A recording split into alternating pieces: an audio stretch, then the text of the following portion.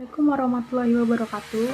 Perkenalkan, kami dari kelompok 2 ingin mempresentasikan tentang analisis kebangkrutan dari PT Duta Pertiwi Nusantara Tbk. Saya akan memperkenalkan nama anggota kelompok. Yang pertama Dadia Puspita Rahayu, yang kedua Gita Sonia, yang ketiga ada Mutia Fatin, dan yang keempat ada Iska Ayu Duyanti. Saya akan menjelaskan mengenai profil perusahaan Duta Pertiwi Nusantara. Perusahaan ini didirikan pada tanggal 18 Maret 1982 dengan nama pertama yaitu PT Dharma Pertiwi Nusantara yang kemudian diubah menjadi PT Duta Pertiwi Nusantara pada tanggal 3 Desember 1985. Perusahaan ini bergerak dalam industri formalin dan juga lem atau glue. Hasil dari produksi tersebut digunakan untuk keperluan industri perkayuan dan juga khususnya dalam industri kayu lapis. Perusahaan ini memulai produksi komersialnya sejak awal tahun 1987. Untuk penempatan barang-barang, kemudian bahan-bahan kimia serta pertambangan berdomisili di kota Pontianak, sedangkan untuk pabriknya berlokasi di tepi sungai Kapuas dengan kurang lebih 100 tenaga kerja terampil. Seperti yang kita ketahui, sekarang ini untuk pangsa pasar ini sudah berkembang. Maka dari itu, dari perusahaan Duta Pertiwi Nusantara ini berusaha untuk meningkatkan kualitasnya agar lebih baik dengan emisi formalin yang lebih rendah. Dengan itu didukung oleh tenaga kerja yang sudah berpengalaman dan juga terampil, maka perusahaan Duta Pertiwi Nusantara berhasil dalam mengembangkan kualitas yang lebih baik dan juga mampu menyesuaikan tuntutan pasar. Dalam menghitung analisis kebangkrutan, terdapat analisis multivariat untuk menghitung kebangkrutan perusahaan publik dengan rumus ZI sama dengan 1,2x1 ditambah 1,4x2 ditambah 3,3x3 ditambah 0,6x4 ditambah 1,0x5, di mana x1 sama dengan aktiva lancar dikurangi hutang lancar dibagi total aktiva. X2 sama dengan laba ditahan dibagi total aset. X3 sama dengan laba sebelum bunga dan pajak dibagi total aset. X4 sama dengan nilai pasar saham biasa dan preferensi dibagi nilai buku total hutang. Dan X5 sama dengan penjualan dibagi total aset. Kemudian indikasi. Yang pertama, apabila diperoleh nilai ZI lebih kecil dari 1,81, ini mengindikasikan bahwa perusahaan tersebut berpeluang besar mengalami kebangkrutan. Dan yang kedua, apabila diperoleh nilai ZI lebih dari 2,99, ini mengindikasikan bahwa perusahaan tersebut berpeluang kecil mengalami kebangkrutan. Dan yang terakhir, apabila diperoleh nilai ZI lebih dari 1,81 dan lebih kecil dari 2,99, berarti kondisi perusahaan tersebut berada dalam area ambigu atau gray area. Artinya, tidak dapat ditentukan apakah perusahaan tersebut stabil atau akan mengalami kebangkrutan. Berikut ini merupakan data yang diambil dari laporan keuangan PT Duta Pertiwi Nusantara pada 4 tahun berturut-turut, yaitu dari tahun 2016 hingga tahun 2019.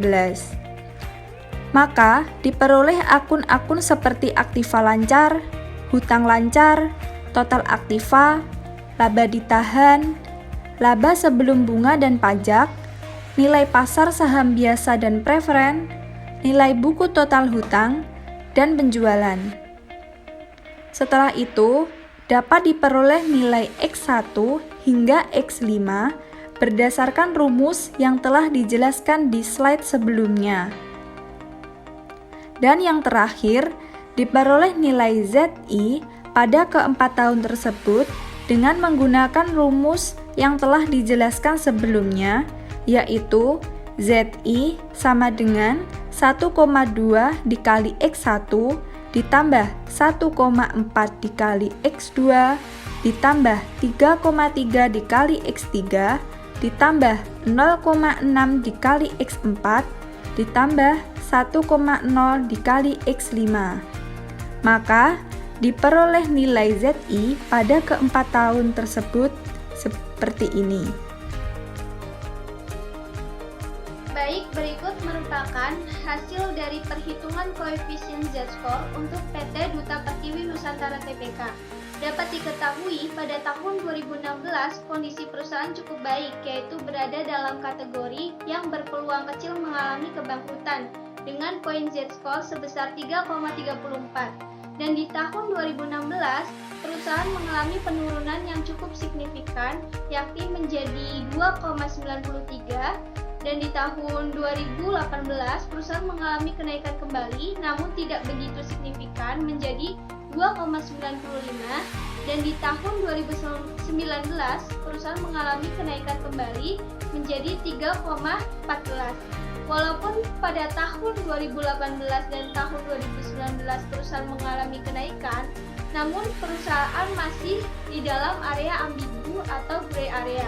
Jadi tidak dapat dipastikan apakah kondisi perusahaan stabil ataupun akan mengalami kebangkrutan.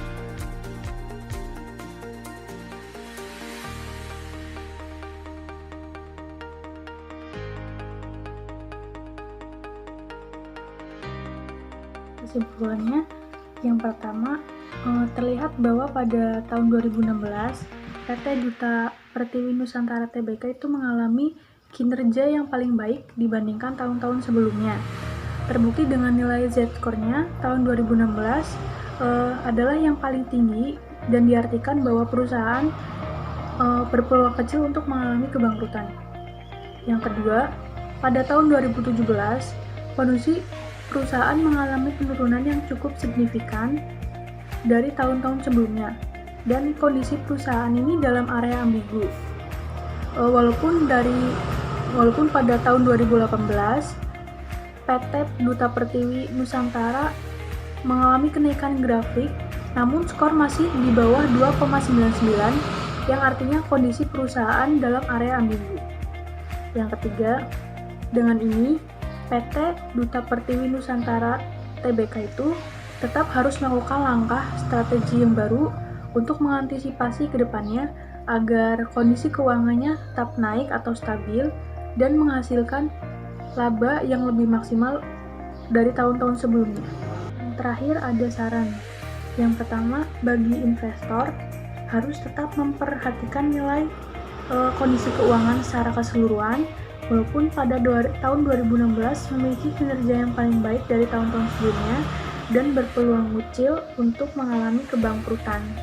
Investor juga harus memperhatikan faktor-faktor lain yang ada dalam perusahaan PT Duta Pertiwi Nusantara Tbk, karena adanya penurunan yang signifikan dan sehingga adanya peluang atau kemungkinan perusahaan mengalami kebangkrutan.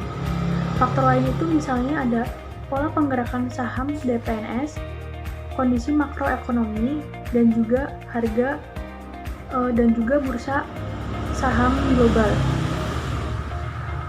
Selanjutnya, bagi perusahaan PT Duta Pertiwi Nusantara Tbk itu harus memperhatikan kondisi keuangan, besarnya rasio, baik rasio modal kerja, rasio laba ditahan, rasio EBIT, rasio nilai pasar modal, dan rasio penjualan. Hal tersebut menunjukkan besar kecilnya nilai rasio dan yang akan memberi gambaran mengenai keberlangsungan kinerja keuangan atau kondisi keuangan perusahaan di masa yang akan datang nantinya. Sekian presentasi dari kelompok kami. Mohon maaf bila banyak kesalahan atau kekurangan atau jika suaranya kurang jelas. Terima kasih atas perhatiannya. Wassalamualaikum warahmatullahi wabarakatuh.